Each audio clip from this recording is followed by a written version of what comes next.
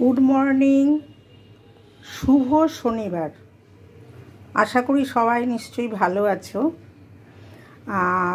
আমি আজকে একটা জিনিস শেয়ার করব, সেটা হচ্ছে আমরা কথাটার সাথে সবাই খুব পরিচিত, স্মুদি।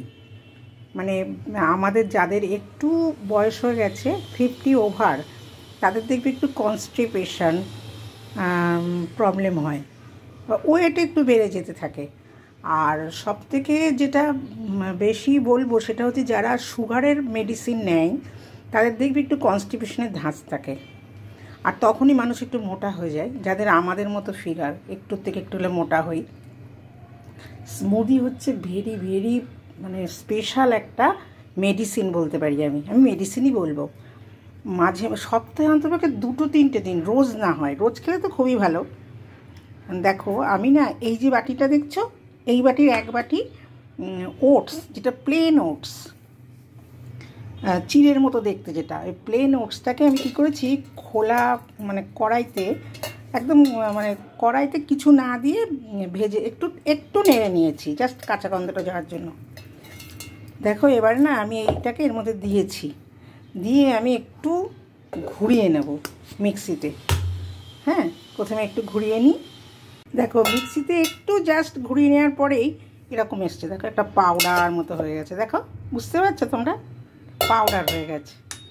এরপরে দেখো, খুব টক ফল আমি দেবো না, কারণ লেবু টেবু সবই আছে। কারণ আজকে আমি একটু দুধ দেবো, কোনোদিন দই দিই, কোনোদিন শুধু জল দিয়ে করি, তা আজকে একটু দুধ দেবো, যার জন্য মিষ্টি জিনিস দিতে হবে। আর নয় তো, আর চিনি দেই না আমি, চিনিটা দিলে ভালো লাগে কিন্তু আমি দেই না স্বাস্থ্যের কারণে।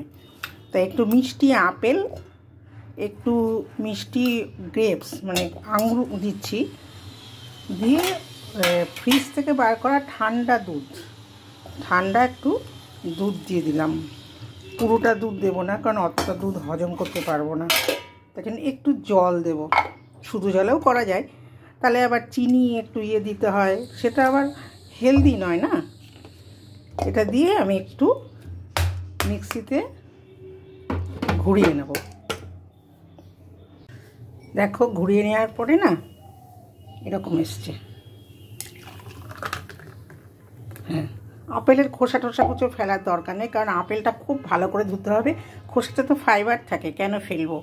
আর কেউ যদি খুব টেস্টি করতে চায়, এর মধ্যে একটু চকলেট বা একটু চকলেট বিস্কিট, বা একটু কেউ যদি মনে করে একটু চিনি, একটু লবণ, সেগুলো আনহেলদি হয়ে যায় বলে আমি ওগুলো দেই না, আমি এইভাবেই খাই। অনেকে আবার ওভাবে খেতে পারবে না। জাস্ট এইটাকে একটু এরকম করে নিয়েছি, স্মুদি আমার তৈরি হয়ে গেছে। এটা ব্রেকফাস্টে খাবো। হ্যাঁ, ব্রেকফাস্টে আর কিছু খাবো না, এটা খেয়ে নেবো।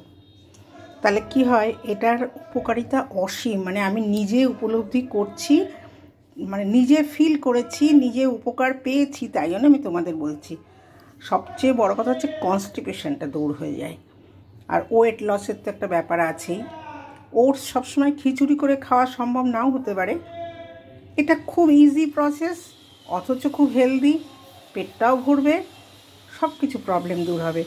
তা আজকে আমি তোমাদের সাথে শেয়ার করলাম খুব সহজ পদ্ধতিতে খুব উপকারী একটা স্মুদি। তোমরা সবাই ট্রাই করো, আশা করি সবার ভালো লাগবে।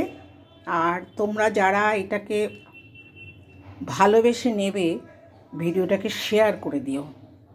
আমার মনে হয় অনেকের উপকারে আসবে।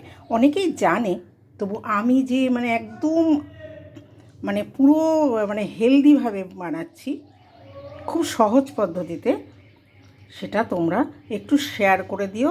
শেয়ার করলে তোমাদের বন্ধুদেরকে বলো একটু সাবস্ক্রাইব করে দিতে। হ্যাঁ, তাহলে ভিডিওটা এখানেই রাখছি। আমি তাহলে আজকে স্মুদিটা এখন খাই। সবাই ভালো থেকো, সুস্থ থেকো, সুস্থভাবে থাকো, ভালো খাও। ঠিক আছে, রাখছি।